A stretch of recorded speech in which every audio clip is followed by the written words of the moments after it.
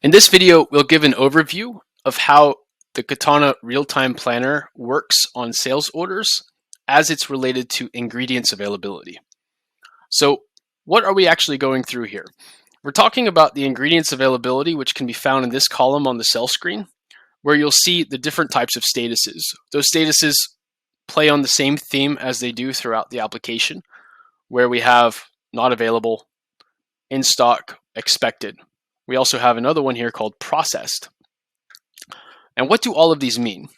And what exactly are we looking at whenever we're looking at this ingredients availability on the sell order page? Well, what we're actually doing is we're doing a process that supports any business that has what is called a make-to-order workflow. Make-to-order workflow, we had mentioned it previously, but what it basically is it's a business that produces products from a sales order, but they don't keep actual product inventory.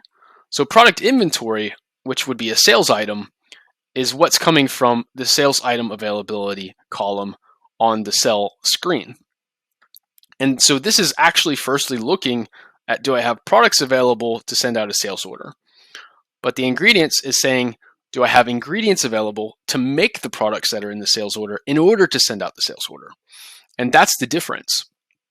So if your business is doing make-to-order workflows for a variety of reasons, and the main examples that would include are a business that would be making one-off products. So anytime a customer places an order, you go through a process with them, the customer confirms it, it's a custom item, and then you send it out to them. You still have to, you don't carry that item in stock, so most important thing for you is to make sure you have the materials and ingredients to make that item.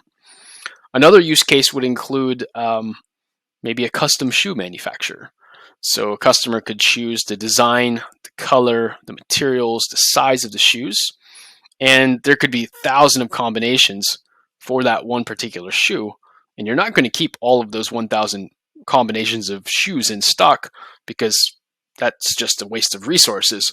So you produce it on demand. When the customer makes a selection, you check to see if you have the materials and ingredients available to make it, and then you put it into production, and then you send it to the customer. You don't keep that product in stock.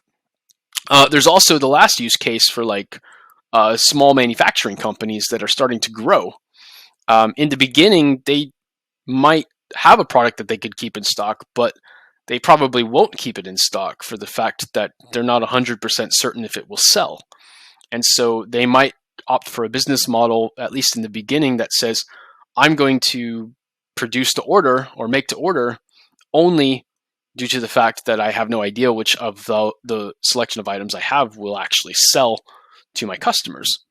And maybe when I get big enough, I can predict how much I'm going to make, I can predict how much I'm going to sell, and then I'll keep some in stock and ship those out as the orders come in order to shorten the lead time on my sales order fulfillment cycle. So make to order is a very important business process for a lot of manufacturers. And the question that they're trying to answer is, do I have the ingredients and materials available to make the products in my sales orders? Yes or no? And that's it. So taking that logic a little bit further, this is where it becomes present and visible inside of Katana's sell screen. And what we're working with here is, if you're truly a make-to-order business, 100% make-to-order business, meaning you carry no products in stock, there are companies that are a combination of both for various reasons, meaning that they might be doing an assembly process on something that they've already have in stock and prefabricated. There's that use case too, and Katana supports both, which we'll cover a little bit more details on after we get through this video and the next, of how the relationship between make-to-order and make-to-stock actually function as it relates to the real-time planner. But first, we're going to talk about a 100% make-to-order business and how the real-time planner works on the sell screen for that type of manufacturing workflow. So firstly, what I've done is I've added two new sales orders, one for Mary and one for Sarah. Apologies, I flipped that around. One for Sarah and one for Mary. And in these sales orders, what I've got is each of them buying one item, a coffee table in cognac color for one piece, and then the second one is also the same. Mary is buying a cognac colored coffee table in one piece.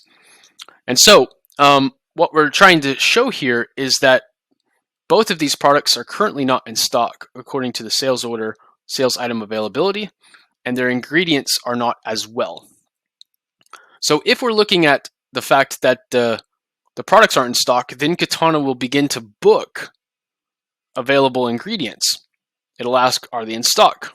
If the answer is no, it'll look for them to be available on incoming PO. Correct. If they aren't, then it will say it's not available. If it's not available, it still makes a commitment that forces you as the manufacturer to make a purchasing decision to buy those materials in so you can do the production process. So let's go ahead and take a look inside of the sales order at the ingredients availability here. And if we choose that, you will see that we're presently missing 1.5 liters of this cognac colored paint. If I look at the inventory intel component, you'll see that I'm in total missing 3 liters, but 1.5 for each sales order.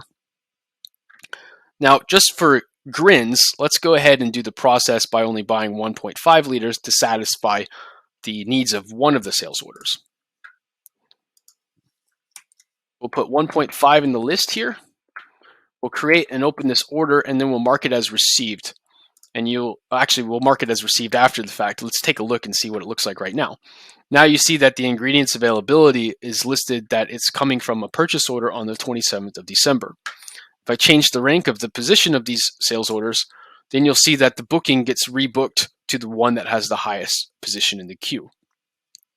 The same also applies in the case of taking the purchase order and marking that 1.5 liters as received.